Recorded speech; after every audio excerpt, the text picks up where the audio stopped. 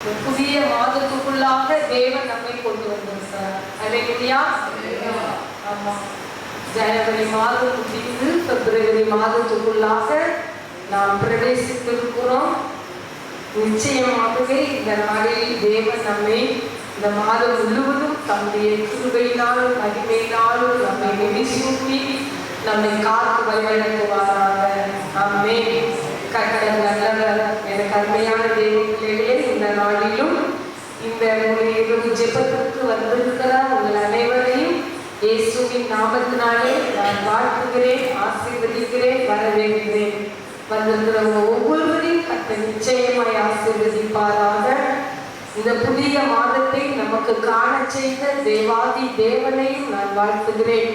இந்த புதிய மாதத்திற்கான வாக்குத்தத்த செய்தியை நாம் இப்பொழுது கேட்க போகிறோம். தேவ சமூகத்துல அமர்ந்திருக்கும் பொழுது தேவ ஆவியானவர் ஒரு வாக்குத்தத்தத்தை எனக்கு கொடுத்தார். ஹல்லேலூயா. இந்த மாதத்திற்கான வாக்குத்தத்தத்தை, அந்த வசனத்தை நம்ம இப்பொழுது வாசித்து ஒரு சின்ன ஜெபம் பண்ணிவிட்டு நாம் அந்த வசனத்தை சுருக்கமாக தியானிக்க இருக்கிறோம். எடுத்து வாசிக்கலாம். ஏசாயா தீர்க்கதரிசி புஸ்தகம் 32ஆம் அதிகாரம் 15வது வசனம். ஏசாயா தீர்க்கதரிசி புஸ்தகம் 32ஆம் அதிகாரம் 15வது வசனம். யாராவது வாசிக்கலாமா?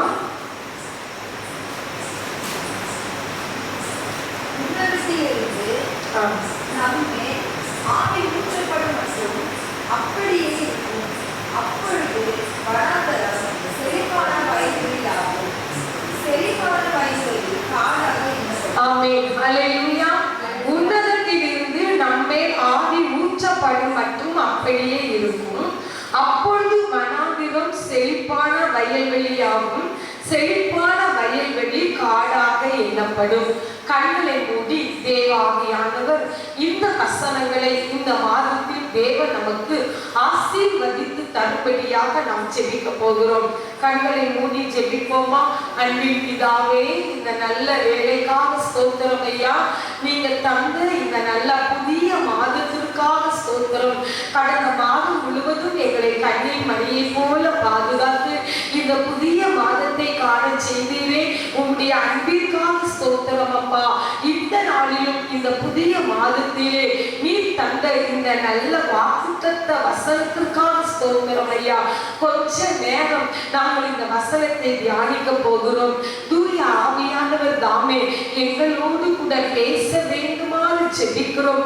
இந்த வாக்குத்தத்தத்தின்படியே நீர் எங்களை ஆசீர்வதிக்க வேண்டுமாறு ஜெபிக்கிறோம். கர்த்தாதி கர்த்தர் அப்படியே ஆசீர்வதிக்கிற அன்பிற்காக ஸ்தோத்திரம். எல்லா மகிமையையும் உமக்கு தருகிறோம். இயேசுவின் மூலம் ஜெபிக்கிறோம் எங்கள் நல்ல பிதாவே. ஆமென்.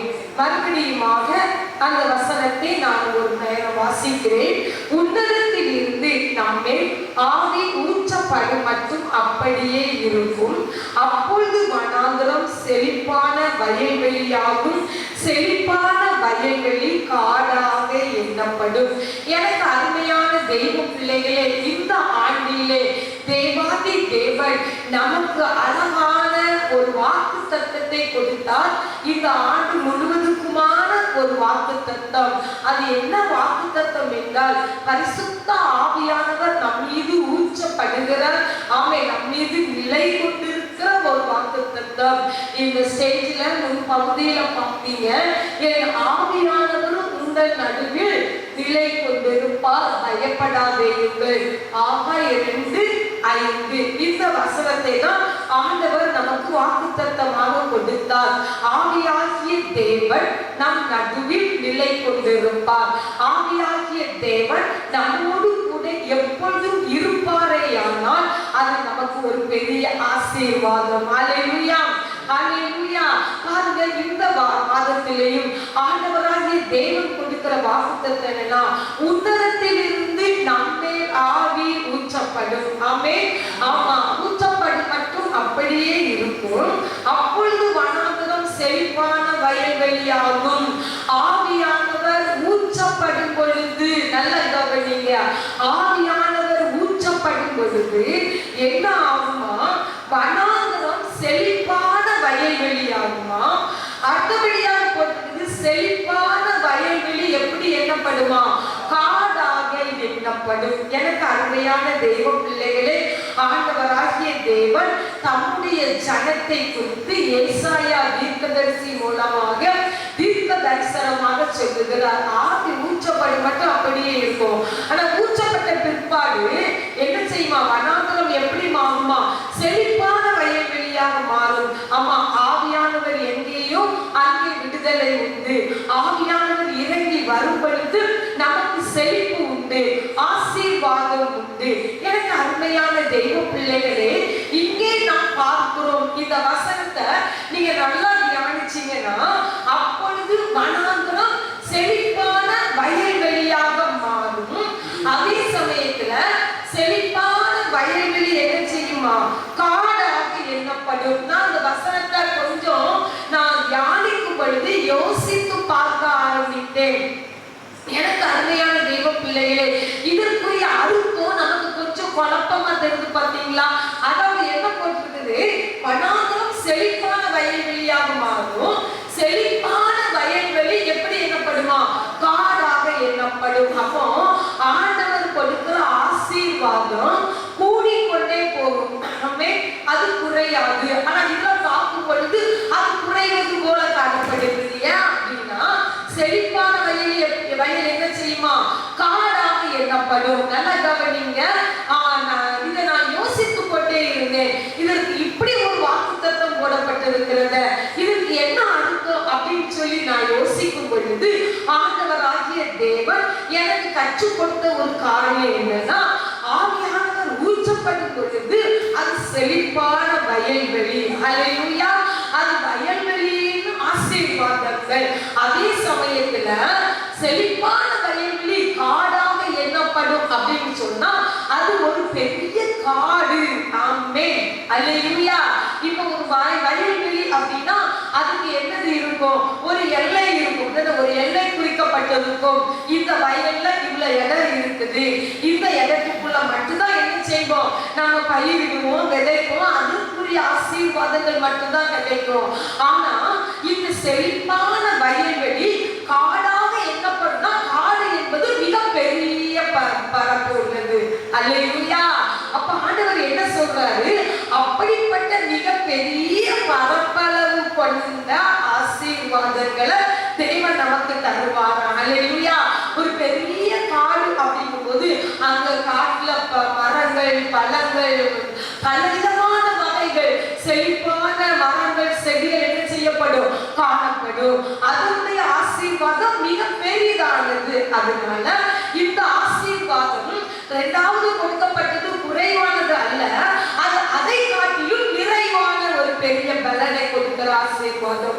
எனக்கு அருமையான தெய்வ பிள்ளைகளே, அதனாலதான் ஆண்டவர் சொல்றாரு, ஆவியானவர் ஊற்றப்படும் பொழுது வனாந்தரம் செழிப்பான வயல்வெளியாக மாறும். செழிப்பான வயல்வெளி காடாக எண்ணப்படும். எனக்கு அருமையான தெய்வ பிள்ளைகளே, நல்ல கவனிங்க. இன்னைக்கு நம்முடைய வாழ்க்கையில நாம் ஒருவேளை நம்முடைய வாழ்க்கையில ஒரு வனாந்தரம் போல ஒரு சூழ்நிலை காணப்படலாம். ஹல்லேலூயா. நம்ம எடுக்கிற காரியங்கள்ல நம்ம வெற்றி கிடைக்காத அளவிற்கு, நாம் செய்கிற காரியங்கள்ல ஒரு பெரிய செழிப்பு இல்லாத, வாழ்க்காத நிலைமையில ஒரு வனாந்தரம் அப்படின்னா அது ஒரு சாதாரண இடம் அல்ல. அங்க நமக்கு குடிக்கிறதுக்கு தண்ணி இருக்காது, படுக்கிறதுக்கு இடம் இருக்காது, கொஞ்ச நேரம் இளைப்பாறுவதற்கு என்னது இருக்காது, ஒரு நல்ல மரங்களோ நிழல் தருகிற மரங்களோ எதுவும் இருக்காது. அது ஒரு காடா, அதாவது ஒரு வனாந்தரமான ஒரு பாதை, கஷ்டம் நிறைந்த ஒரு பாதை. ஒருவேளை இந்த மாதம், ஜனவரி மாதம் முழுவதும் இப்படிப்பட்ட வனாந்தரம் போல கஷ்டமான சூழ்நிலைகளுக்குள் நம்முடைய வாழ்க்கை கடந்து வந்திருக்கலாம். அல்லேலூயா. எனக்கு அருமையான தெய்வ பிள்ளைகளே, ஆனால் ஆண்டவராகிய தேவன் சொல்லுகிறார், இந்த புதிய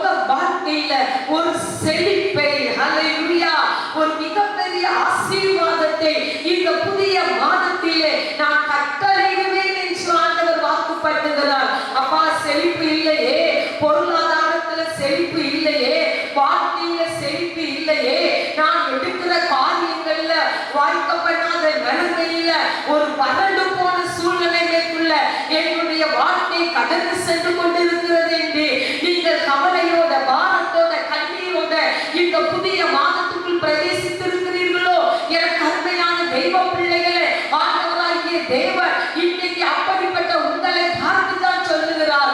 ஆமென். வயல்வெளி, ஆமென், வனாந்தரம் செழிப்பான வயல்வெளியாக மாறும்.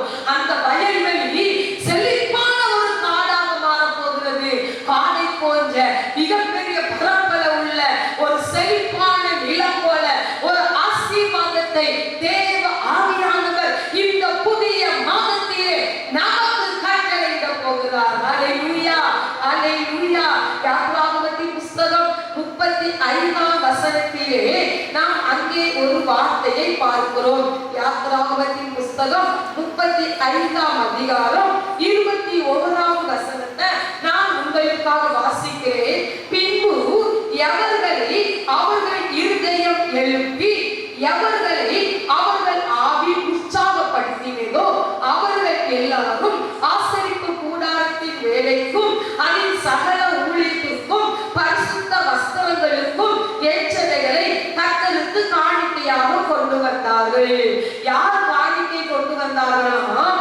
எவர்களை அவர்கள் இருதயம் எழுப்பி எவர்களை அவர்கள் ஆவி உற்சாகப்படுத்தினதோ.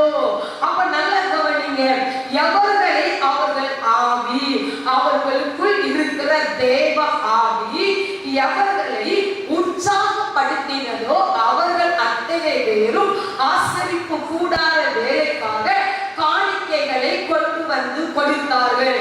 எனக்கு அருமையானவர்களே, மோசே இஸ்ரவேல் ஜனங்களை வழிநடத்தி வரும் பொழுது ஆண்டவராகிய தேவன் சொன்னார், என்னை நீ ஆராதிக்க, என்னை தரிசிப்பதற்கு ஆசரிப்பு கூடாரத்தை கட்ட வேண்டும் என்று சொல்லி, அதை எப்படியெல்லாம் கட்ட வேண்டும் என்று சொல்லி அவர் அதற்கு ஏற்ற எல்லா காரியங்களையும் அவர் சொல்லுகிறார். எப்படி கட்ட வேண்டும், எவ்வளவு நீளம், எவ்வளவு அகலம், எவ்வளவு முழம், அவன் எந்த மரத்துல எதையெல்லாம் செய்ய வேண்டும் என்று ஆண்டவர் அழகா சொல்லி கொடுக்கிறார். இப்போ மோசே பாருங்க, இதுக்காக நிறைய பணங்கள் தேவைப்படும், பொருட்கள் தேவைப்படும். ஆகவே சபையின் எல்லா ஜனங்களையும் கூப்பிட்டு வர வைத்து அவர்களை பார்த்து சொல்லுகிறார், நீங்கள் உங்களுடைய காணிக்கைகளை என்ன செய்யுங்க, கொண்டு வாங்க. அப்பொழுது இந்த வார்த்தையை கேட்ட எவர்களுடைய இருதயத்துல தேவ ஆவியானவர் உற்சாகப்படுத்தினாரோ அவர்கள் அத்தனை பேரும் கொண்டு வந்தார்கள். ஹல்லேலூயா, ஹல்லேலூயா. இத குறித்து பார்க்கும் பொழுது 22ஆம் வசனத்துல பாருங்க, யாத்ராகமம் 35ஆம் அதிகாரம் 22ஆம் வசனத்துல பார்க்கிறோம், மனப்பூர்வம் உள்ள ஸ்திரீ புருஷர் யாவரும் அஸ்தகடங்கள், காவடிகள், மோதிரங்கள், ஆரங்கள் முதலான சகலவித பொன்னாபரணங்களையும் கொண்டு வந்தார்கள். ஹல்லேலூயா. எந்த ஸ்திரீகள் கொண்டு வந்தார்களா? சத்தமா சொல்லுங்க பார்க்கலாம். மனப்பூர்வம் உள்ள ஸ்திரீகள். ஹல்லேலூயா. எனக்கு அருமையான தெய்வ பிள்ளைகளே, இந்த ஸ்திரீகள் ஆவியில் ஏவப்பட்டு எப்படி கொடுத்தார்களாம்? மனப்பூர்வமாய் கொடுத்தார்கள். இவளை குறித்து சொல்லப்பட்டு விட்டது, மனப்பூர்வம் உள்ள ஸ்திரீகள். ஆமென். எந்த சந்தேகமும் இல்லாம, ஐயோ இத கொண்டு போய் கொடுக்கணுமே, காதடிகள், இது பலவிதமான பொன் ஆபரணங்கள், இதை எல்லாவற்றையும் கொண்டு வந்து மனப்பூர்வமாய் கொடுத்தார்கள் இந்த ஸ்திரீகள். எனக்கு அருமையான தெய்வ பிள்ளைகளே, ஆண்டவராகிய தேவன் மனப்பூர்வமாய் கர்த்தருக்கு செய்வதை கனப்படுத்துகிறவர். ஹல்லேலூயா. ஆமா, அதை ஆண்டவர் பெருக பண்ணுகிறவர், அதை ஆண்டவர் நமக்கு ஆசீர்வதித்து கொடுக்கிறவர். நாம் நம்முடைய வாழ்க்கையில இந்த புதிய மாதத்துக்குள் வந்திருக்கிற நாம் எப்படிப்பட்டவர்களாய் இருக்க வேண்டும்? இந்த ஸ்திரீகளை போல மனப்பூர்வம் உள்ள ஸ்திரீகளாய் இருக்க வேண்டும். ஹல்லேலூயா. அப்பொழுது ஆண்டவராகிய தேவன் நம்மை பார்த்துதான் சொல்லுவார், வனாந்தரம் செழிப்பான வயல்வெளியாக மாறும். செழிப்பான வயல்வெளி மிகப்பெரிய செழிப்பான காடாக எண்ணப்படும்.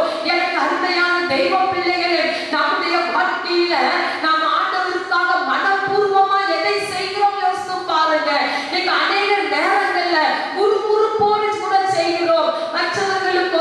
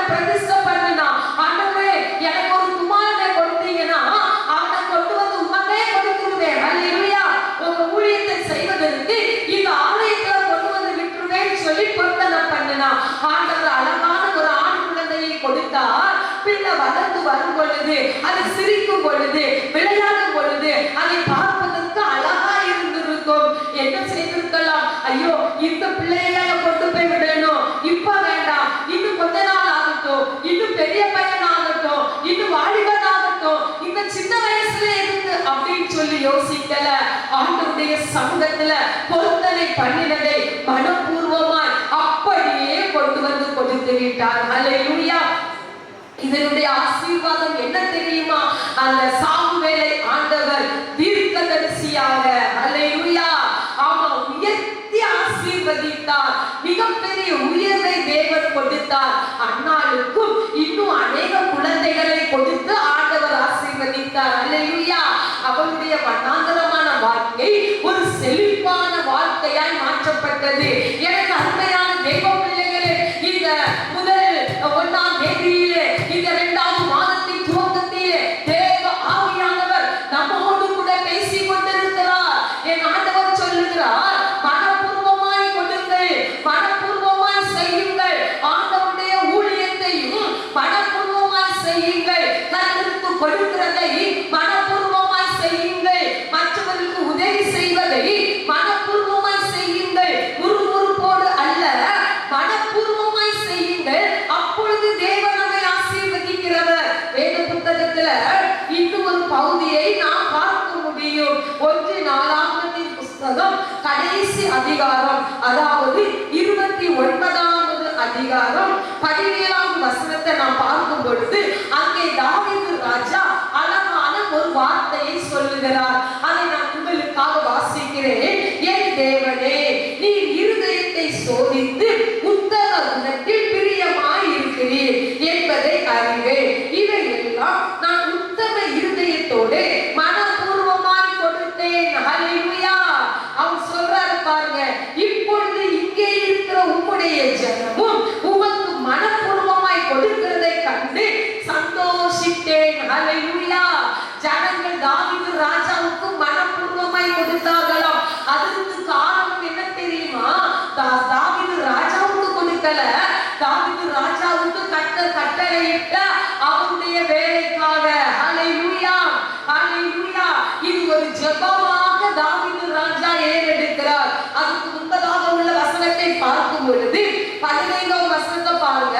உமக்கு முன்பாக நாங்கள் எங்களுடைய பிதாக்கள் எல்லாரை போலும் அரதேசிகளும் பரதேசிகளுமாய் இருக்கிறோம். பூமியின் மேல் எங்கள் நாட்கள் ஒரு நிழலை போல் இருக்கிறது. நிலைத்திருப்போம் என்கிற நம்பிக்கை இல்லை. ஹல்லேலூயா. நம்பிக்கையற்ற சூழ்நிலையில் காணப்படுகிற தாவீது, ஆனால் ஆண்டவர் என்ன பண்றார் பாருங்க, மிகப்பெரிய நம்பிக்கையை கொடுக்கிறார். ஆண்டவராகிய தேவன் ஆசீர்வதிக்கிறார். அதை நினைத்துதான் கடந்து வந்த பாதைகளை எண்ணி ஜெபிக்கிற விதமாக இந்த வார்த்தைகளை அவர் சொல்லுகிறார். எனக்கு அருமையான தெய்வ பிள்ளைகளே, இது எப்படி இந்த ஆசீர்வாதம் வந்தது?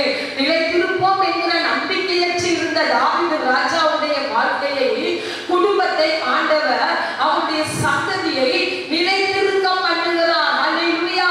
சங்கீதத்துல சொல்லப்பட்டிருக்கிறது, வானங்கள் உள்ள மனமும் ஹல்லேலூயா அவருடைய சந்ததியை நிலைத்திருக்க பண்ணுவேன் என்று சொல்லி. எனக்கு அருமையான தெய்வ பிள்ளைகளே, அதே போல இன்றைக்கு வரைக்கும் தாவீது ராஜாவுடைய சந்ததியை ஆண்டவராகிய தேவன் நிலைத்திருக்க பண்ணி இருக்கிறார். ஹல்லேலூயா, ஹல்லேலூயா. இப்போ என்ன சொல்றாரு? இப்படிப்பட்ட ஆசீர்வாதம் எப்படி வந்தது? இந்த அதிகாரத்து வசனத்துல பார்க்கிறோம். தேவரே, நீ உத்தம இருதயத்தில் பிரியப்படுகிறீர். நல்ல கவனிங்க. கர்த்தராகி கர்த்தர் நம்முடைய வாழ்க்கையில இருக்கிற வறட்சியான சூழ்நிலையை செழிப்பாக மாற்ற வேண்டுமானால், செழிப்பான வயல்வெளியாக அவர் நம்முடைய வாழ்க்கையை, குடும்பத்தை, நம்முடைய பிள்ளைகளை ஆசீர்வதிக்க வேண்டுமானால் என்ன செய்ய, எப்படிப்பட்டவர்களாய் இருக்கணும்? தாவீது சொல்றாரு, உத்தம குணத்தில் பிரியப்படுகிறீர். ஹல்லேலூயா. நான் இவை எல்லாவற்றையும் உத்தம இருதயத்தோடு கூட மனப்பூர்வமாய் கொடுத்தேன். ஆமென். மனப்பூர்வமாய் கொடுத்தேன். ஹல்லேலூயா. இதனால இந்த ஜனங்களும் எனக்கு மனப்பூர்வமாய் கொடுத்தார்கள். என்னது கொடுத்தாங்க தெரியுமா?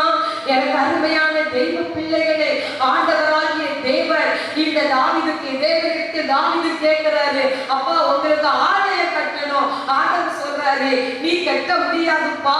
ஏன்னா உன் கை ரத்த கரை பிடித்த கரண்டு, இதை கொண்டு இந்த ஆலயத்தை கட்ட முடியாது.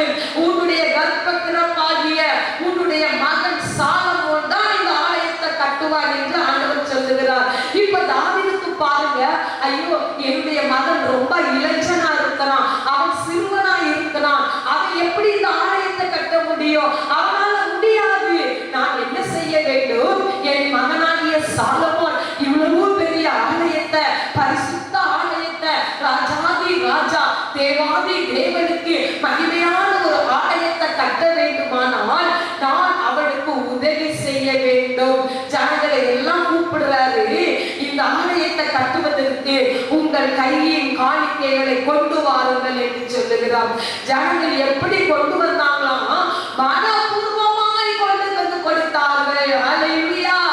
ஆமா, ஆலய கட்டி பிடிச்சு மிச்சமீதி எடுக்கிற அளவுக்கு போதும் போதும்னு சொல்லக்கூடிய அளவுக்கு ஜனங்கள் மனப்பூர்வமாய் கொண்டு வந்து கொடுத்தார்கள்.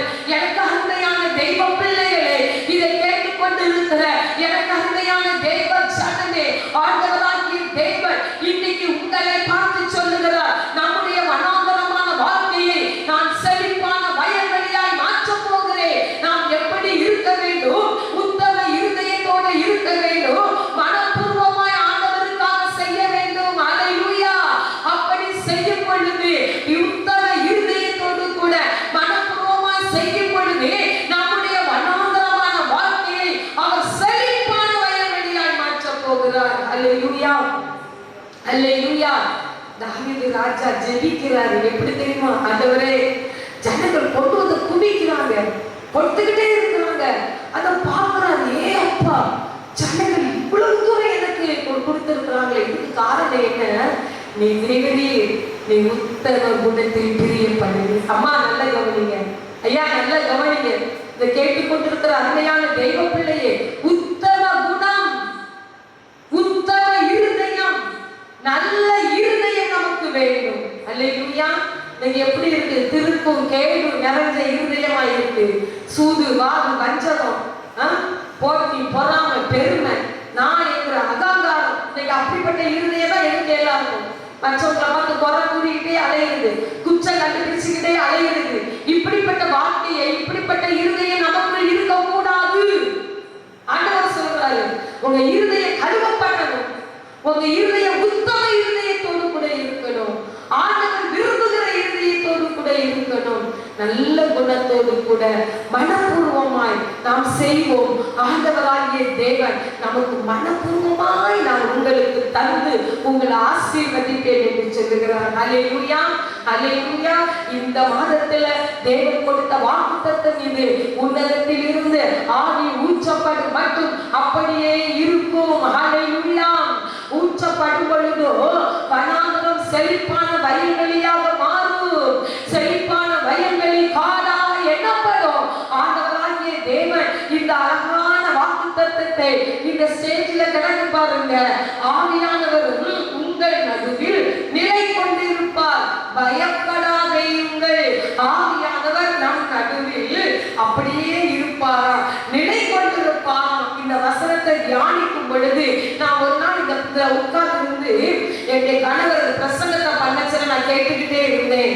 எனக்கு அருமையானவர்களே, என் கண்ணை ஆண்டவர் திறந்தாரு, என் மனக்கண்ணை ஆண்டவர் திறந்தாரு, ஒரு தரிசனத்தை காண்பித்தாரு. போன மாதத்துல தான் அந்த ஒரு புறா அப்படியே பறந்து வந்து இந்த ஸ்டேஜ்ல அப்படியே வந்து பறந்து இந்த ஸ்டேஜ்ல உள்ளாவி அப்படியே இது உள்ள போற மாதிரி ஆண்டவர் எனக்கு தரிசனத்தை காண்பித்தார். அல்லேலூயா. நான் உடனே என் கணவர்கிட்ட போய் சொன்னேன், பரிசுத்த ஆவியானவர் நம் நடுவில் நிலை கொண்டிருக்கிறார். அல்லேலூயா. அவர் இந்த இடத்துல இருக்கிறாரு, எனக்கு அழகாய் ஆண்டவர் காண்பித்தார் என்று சொல்லி. அப்பொழுது இந்த போர்டு செய்யப்படல, பழைய போர்டு தான் இருந்தது. அப்பதான் அவங்க சொன்னாங்க, ஆவியானவர் நம் நடுவில் நிலை கொண்டிருப்பார் என்று ஆண்டவர் கொடுத்த வாக்குத்தத்தத்திற்கு அழகான ஒரு தரிசனத்தையும் ஆண்டவர் உனக்கு காண்பித்திருக்கிறார். நாமே இந்த இடத்துல ஆவியானவர் உலாவி கொண்டிருக்கிறார். ஏன் தெரியுமா? இங்க காலையிலிருந்து சாயங்காலம் வரைக்கும் தினமும் ஜெபம் நடக்குது. அல்லேலூயா. பரிசுத்த ஆவியானவர் இந்த இடம் முழுவதும் உலாவி கொண்டிருக்கிறார். எனக்கு அருமையான தெய்வ பிள்ளைகளே, அந்த பரிசுத்த ஆவியானவர் நாம் மத்தியில் நிலை கொண்டிருந்து நமக்குள் வந்து நம்முடைய மனாதரமான வாழ்க்கையை செழிப்பாய் மாற்றும்படியாக நம் மத்தியில் இறங்கி வந்திருக்கிறார். ஹல்லேலூயா. அப்படிப்பட்ட ஆசீர்வாதத்தை நமக்கு தந்தருளும்படியாக, நம்மை நாம் அர்ப்பணிக்கும்படியாக இப்பொழுது நாம் ஜெபிக்க போகிறோம். ஜெபிப்போமா? இருக்கிற இடத்திலே எல்லாரும் கண்களை மூடி ஆண்டவருடைய முகத்தை நோக்கி பார்த்து, அப்பா நீர் எங்களோடு கூட பேசின இந்த வார்த்தைகளுக்காக ஸ்தோத்திரம் ஐயா. இந்த பிப்ரவரி மாதம் 1ஆம் தேதியில நீ தந்த இந்த நல்ல வாக்குத்தத்த வசனத்துக்காக ஸ்தோத்திரம் ஐயா.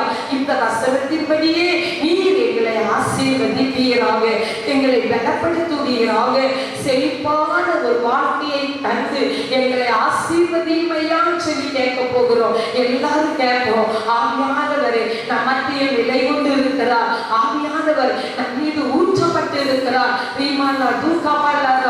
எல்லாரும் வகை திறந்து அப்பா உங்க மகிமைக்காக ஸ்தோத்திரம் ஐயா. நீங்க தந்திருக்கிற நல்ல வார்த்தைக்காக, வாக்குத்தத்தத்துக்காக ஸ்தோத்திரம் ஐயா. சொல்லுவோமா சொல்லுவோமா?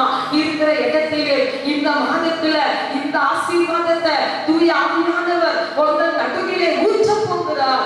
உங்கள் வீட்டுக்குள்ளே ஊற்ற போகிறார். உங்களுக்குள் ஊற்றப்பட போகிறார். உங்க பிள்ளைகளுக்குள் ஊற்றப்பட போகிறார்.